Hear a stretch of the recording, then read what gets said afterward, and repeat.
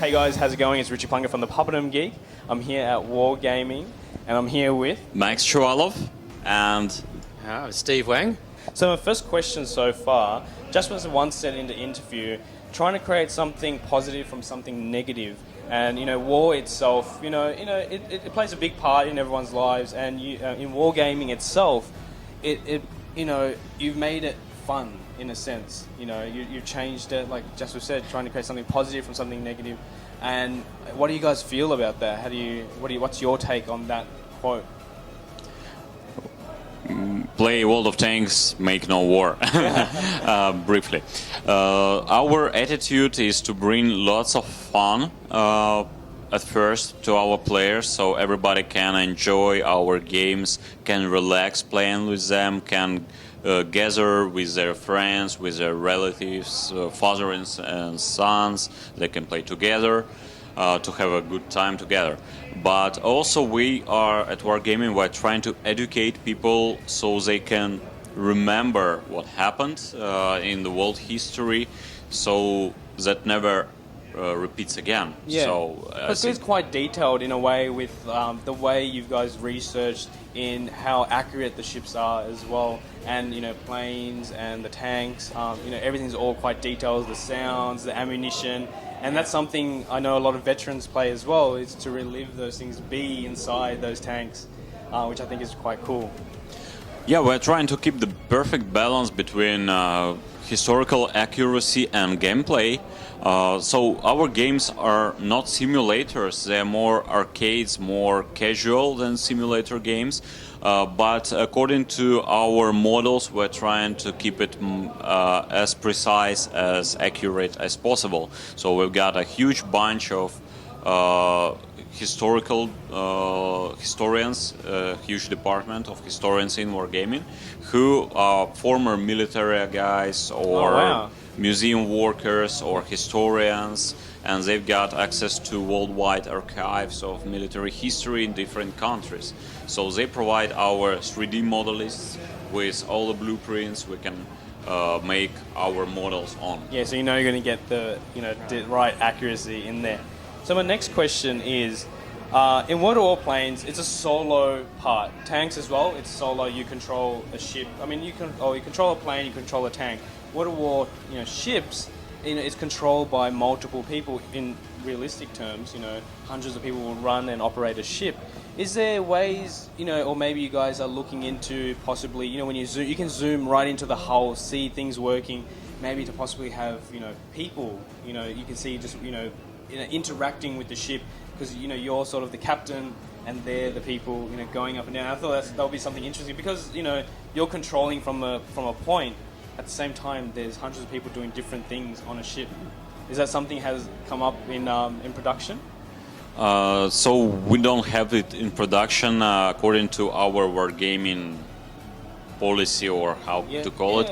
We do not introduce real people in our games. Because it's Yes, sense. because we are not for killing people. We are about having fun with armored vehicles. With the vehicles, vehicles are the main characters of our games. That's great. Yeah. So no blood, no gore, just megatons of steel. And that goes back to our first question in terms of trying to create something positive from something negative. To take that whole aspect out and have the vehicles themselves, which was something I think really interesting in that time, because just to have the whole mechanical parts and everything, it's actually quite interesting. Yeah, it's a golden era of armored vehicles development. Yes. So 20th century. So both for tanks, for warships, everything. So yeah, amazing. Now. Also, I'd say from a technical point of view, it means by making that choice, we can focus on adding even more realism and intricate detail to the environments. Yeah. Because I understand I've seen a lot of detail in the terrain as well, which is, I think, important as the ships, which plays a big part. I think it's thanks to our big world engine makes it possible. I think Steve can add some details a bit.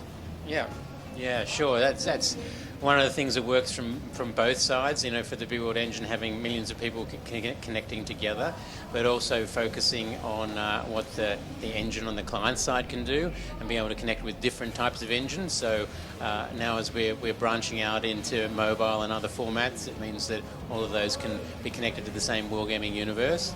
And each of the development teams within Wargaming located around the world have taken that base engine and based on what they're trying to do. So if you go down and have a look at ships, you can see they've really said, what does it mean to drive a ship? You've got to have the waves, and got to have, slow moving. You've got to feel the foam, you know, in your face. And so they've really put all that energy and the into, creakiness of the ships as that's well. right. You can sort of hear that. I think that's really cool. So it's kind of good we don't have to worry about the people because that's just extra rendering, you know? Yeah, of course. It just makes you put more effort in there. And my last question is, because it's Halloween, I understand you guys have released some special editions for the 360 and Xbox One for the Frankenstein editions as well as that, and as well on the Mobile Blitz, which I think is really interesting.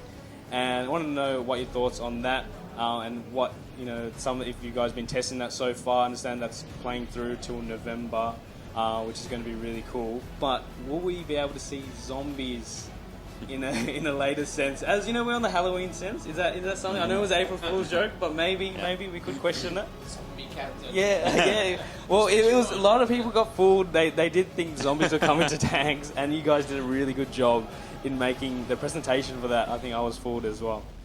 Yeah, as a gaming company, we always love to have fun on such dates where you can allow yourself to do something extraordinary, like Halloween, like April Fools. Yeah. So I don't think we will be able to see zombies inside the game, but we're releasing our Flash game that was like Operation Undead. Yes. With like tower defense. Yeah. We want to release it once again, so people can enjoy it a bit more detailed. Yes.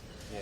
So no zombies right now, but we have ghost tanks in our console version. So try to join during this Halloween period, and you will see spooky tanks riding, haunting the Himmelsdorf and other maps. So, and Blitz, there is Mighty Frankenstein, and for sure all the like ghost ships and different garages. So many details in each of our titles. It's a limited time, so make sure to play that if you are playing part of any of the Wargaming series. I think it's a limited time, so you know you don't want to miss out. Hopefully, maybe if you do next year. But thank you guys again. A pleasure. Thanks a lot. Enjoy PAX. See you guys.